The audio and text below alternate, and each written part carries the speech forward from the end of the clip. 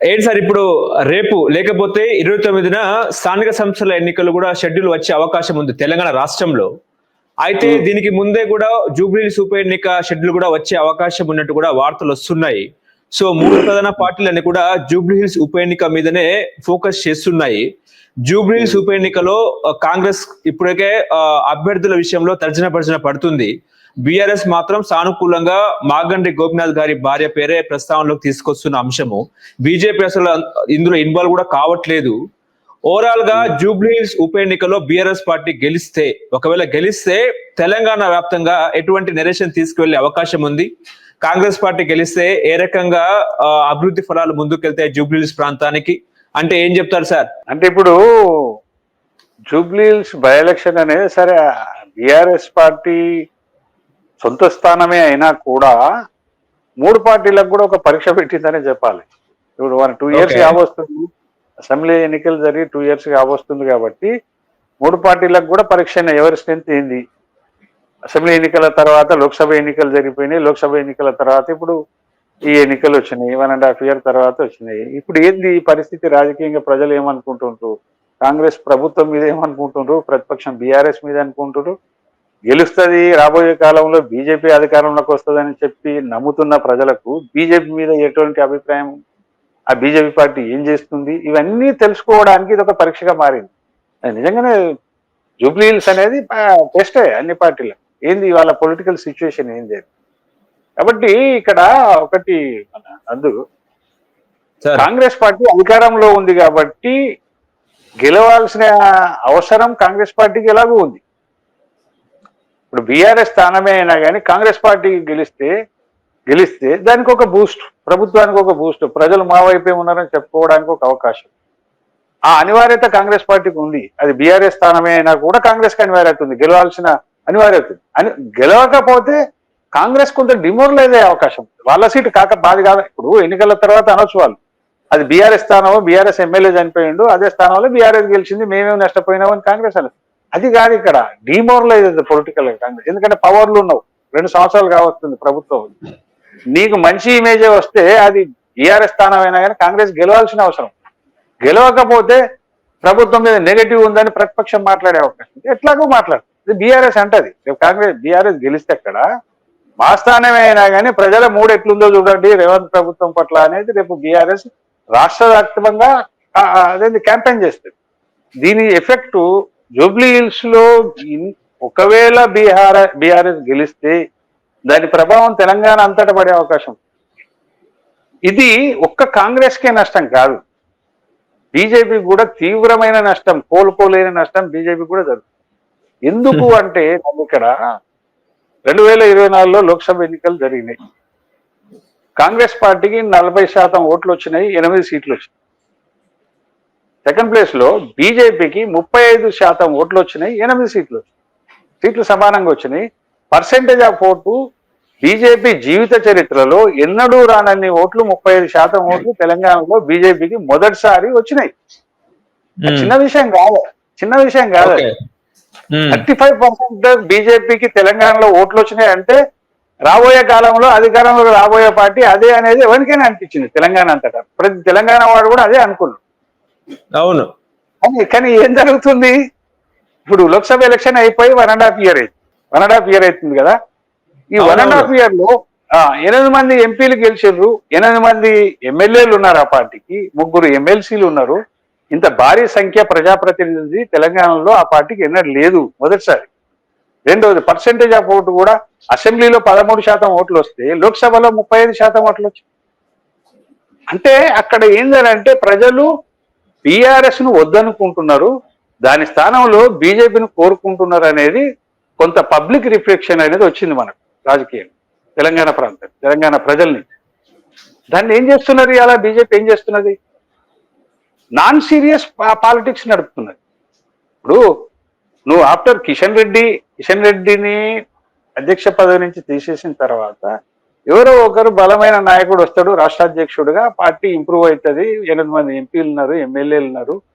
ఓ remote ఏరియాలో కూడా మొన్న లోక్సభ ఎన్నికల్లో నందు రిమోట్ గ్రామీణ రిమోట్ ఊర్లో కూడా అతి సామాన్యుడు కూడా బీజేపీకి కమలం పువ్వు గుర్తు మీద ఓటేసిన జనాలు ఉన్నారు. వాళ్ళకి ఎన్నడూ కమలం పువ్వు కూడా తెలియని వాళ్ళు కూడా పువ్వు గుర్తుకు ఓటేసారు, మోడీ పేరు మీదనా బీజేపీ పేరు. అంటే పార్టీ అనేది నీకు రూరల్లో రిమోట్ విలేజ్ కామన్ మ్యాన్ దాకా కూడా రీచ్ అయిందని 35% ఓట్లు చెప్తున్నాయి కదా నీకు. బంగారు పల్లెంలో పెట్టి బీజేపీకి అవకాశం ఇచ్చింది తెలంగాణ లోక్సభ ఎన్నికల్లో. దాన్ని ఆ స్ట్రెంత్ ను కాపాడుకుంటూ 2028లో పవర్లోకి వచ్చే పార్టీగా మారాలి కదా అది. అట్లే ఎక్స్పెక్ట్ చేశారు కదా ప్రజలు కూడా. Then next after Congress BRS అయితే 10 ఏళ్ళు పరిపాలన చేసింది, దాన్ని చూసినారు ప్రజలు. ఇప్పుడు కాంగ్రెస్ వచ్చింది, వీళ్ళని చూస్తున్నారు. ఈ రెండు పార్టీలు నచ్చని ప్రజలు పెరిగిపోతున్నారు. మూడో ఆప్షన్ గా బీజేపీ గెలుస్తుందని ప్రజలు ఊహించుకుంటున్న విషయం, నేను చెప్తుంది కాదు. అటువంటి బీజేపీ ఏం చేసిందండి? కిషన్ రెడ్డిని కిషన్ రెడ్డి తర్వాత ఎవరిని అధ్యక్షుని పెడతారనుకున్నారు? ఒక సీరియస్ క్యాండిడేట్ ను, సీరియస్ లీడర్ ను, పవర్ పాలిటిక్స్ నడిపే లీడర్ ను, సీరియస్ఫుల్ గా పాలిటిక్స్ నడిపే లీడర్ ను అధ్యక్షుడిగా పెడతానని అందరూ ప్రజలు ఎక్స్పెక్ట్ చేశారు. ఎప్పుడే కానీ నందు ఏ పార్టీ అయినా ప్రజల మూడును బట్టి పనిచేస్తారు తప్ప, ఇక్కడ ఉల్టా ఉంది బీజేపీ. బీజేపీ మూడును బట్టే ప్రజలు నడవాలన్నట. సిగ్గుండాలండి. అట్లా జరుగుతుందా? ఇప్పుడు ప్రజల మూడును బట్టి పార్టీలు నడుస్తాయి, వాళ్ళ మూడును బట్టి సెలక్షన్ ఉంటది. ఇక్కడ ఏం జరుగుతుంది? బీజేపీలో ఏం జరుగుతుంది? బీజేపీ మూడును బట్టే ప్రజలు నడవాలట. ఇగో తెలంగాణ రాష్ట్రంలో బీజేపీ పరిస్థితి అట్లు. కాబట్టి ఇక్కడ ఏమైంది? రామచంద్రరావు వ్యక్తిగతంగా మంచోడు, అందరం అభిమానిస్తాం, నో డౌట్. ఆయనకు వ్యతిరేకం కాదు మనం మాట్లాడేది, ఆ పార్టీ భవిష్యత్తు గురించి మాట్లాడుతున్నాం. రామచంద్రరావుకు వ్యతిరేకం కాదు. ఈజ్ ఎ సిన్సియర్ ఫెలో, మంచి మనిషి, మంచి నాయకుడు, నేను కాదంటలేదు. ఆయన పట్ల కాదు, పార్టీ భవిష్యత్ అనేది తెలంగాణలో ఉన్న పొలిటికల్ కాంటెస్ట్ ను దృష్టిలో పెట్టుకున్నప్పుడు అతను సరిపోవడని ఎవడైనా అనుకుంటాం. ఎవరు కావాలి? సీరియస్ క్యాండిడేట్ కావాలి, సీరియస్ అదే పవర్ పాలిటిక్స్ నడిపేటువంటి లక్షణాలు ఉన్న నాయకుడు కావాలి. అప్పుడు ఏమవుతుంది అంటే నాన్ సీరియస్. ఇవాళ నీకు ఏమైంది? జూబ్లీ హిల్స్ లో ప్రజల దృష్టిలో బీజేపీ ఎట్లా కనపడుతుంది? ఇవాళ అక్కడ నాన్ సీరియస్ పార్టీగా కనపడుతుంది. నాన్ సీరియస్ పార్టీ అని అంటే దానికి ఓటేయకుండా వాడు బీజేపీ ఓటర్ అయినా ఆ పార్టీకి వేసినా లాభం లేదు, అది సీరియస్ పార్టీ కాదనుకున్నప్పుడు మళ్ళీ బీఆర్ఎస్ వైపు మలుతున్నారు కదా జూబ్లీ హిల్స్. ఇప్పుడు బీజేపీ చేసిన తప్పిదం వల్లనే అక్కడ బీఆర్ఎస్ గెలిచే అవకాశాలు మళ్ళీ పెరిగినాయి జూబ్లీ హిల్స్ లో. రెండోది నందు, బీఆర్ఎస్ గనక గెలిస్తే, ఎందుకంటే బీజేపీ అసెంబ్లీ ఎన్నికల్లో అయినా లోక్సభ ఎన్నికల్లో అయినా కానీ దాన్ని ప్రజలు ఎవరికి వ్యతిరేకంగా గెలిపించారు? బీఆర్ఎస్ కు వ్యతిరేకంగా గెలిపించారు. కాంగ్రెస్ కు వ్యతిరేకంగా కాదు, బీఆర్ఎస్ కు వ్యతిరేకంగా. మళ్ళీ అదే బీఆర్ఎస్ మళ్ళీ ఇప్పుడు జూబ్లీ హిల్స్ నో ఇంకెక్కడనో గెలిస్తే బీజేపీ ఎందుకు ఉంటది? ప్రజలు ఏం చేశారు? బీఆర్ఎస్ వద్దనుకొని బీజేపీని గెలిపించారు కదా. ఇప్పుడు 2 ఏళ్ల తర్వాత బీజేపీ పండుకొని ఉంటే ఏం చేస్తారు ప్రజలు? మళ్ళీ విధి లేక బీఆర్ఎస్ కు ఓటేస్తున్నారు ప్రజలు. అంటే బీఆర్ఎస్ మళ్ళా గెలుస్తుంటే బీజేపీ అవసరం ప్రజలకు ఎందుకు ఉంటదిగా? అవును, బీజేపీ ఉండదు కదా. అంటే ఆ రాజకీయ జ్ఞానం ఆ జాతీయ పార్టీకి ఉండాలి కదా. నేను ఎందుకు చెప్తున్నా ఈ విషయం అంటే, ఇంకో ఉదాహరణ చెప్తాను మీకు. ఇప్పుడు బీఆర్ఎస్ కు కేసీఆర్ ఆయన కొడుకు లీడర్లు ఉన్నారు, ప్రజలకు కనపడుతుంది. ఈ కాలం లేనిది లీడర్ పర్సనాలిటీని చూసి పార్టీకి ఓట్లేసే కాలం ఇది. వాస్తవం. కేసీఆర్ ఉన్నాడు, కేటీఆర్ ఉన్నాడు. కాంగ్రెస్ పార్టీకి రేవంత్ రెడ్డి ఉన్నాడు. ఓకే, అవును, అది జాతీయ పార్టీ కదా. కాంగ్రెస్ జాతీయ పార్టీ అయినా ఆయనకు సోనియా గాంధీ, రాహుల్ గాంధీ, ఢిల్లీ నాయకులు ఉన్నా కూడా స్థానిక నాయకుడు ఎవరు కాంగ్రెస్ అంటే రేవంత్ రెడ్డి అనేది ఐడెంటిఫికేషన్ ప్రజల్లో ఉంది. ఇక బీఆర్ఎస్ అయితే అది స్వయాన ప్రాంతీయ పార్టీ, దానికి అదేంది యజమానులు వాళ్ళే, తండ్రి కొడుకులే, అది ప్రజలకు తెలుసు. బీజేపీకి స్థానిక నాయకుడు ఎవరా? ప్రజల్లో ఆ గుర్తింపు వచ్చిన నాయకుడు ఎవరు అన్నారా? కామన్ లేదు సెన్స్ సార్. ఉండాలమ్మా. అదే నేను చెప్పేది, తెలంగాణలో ఒక జాతీయ పార్టీకి స్థానిక నాయకుడు ఉన్నాడు, ఒక ప్రాంతీయ పార్టీకి స్థానిక నాయకుడు ఉన్నాడు, ఇంకో జాతీయ పార్టీకి స్థానిక నాయకుడు లేడనే అభిప్రాయమే ప్రజలు. రామచంద్రరావు ఉన్నాడని మనం చెప్తే అది భర్తీ కాదు. భర్తీ అవుతుందా? కాదు. భర్తీ కాదు కదా. ప్రజల దృష్టిలో భర్తీ అయ్యే నాయకుడు కావాలి కదా. ఇప్పుడు ఉదాహరణకు బండి సంజయ్ని అప్పుడు తీసేసారు, మళ్ళీ అతన్ని పెట్టినా ఇబ్బంది లేకుండే, మళ్ళీ తిరిగి బండి సంజయ్ని పెట్టినా ఇబ్బంది లేకుండే.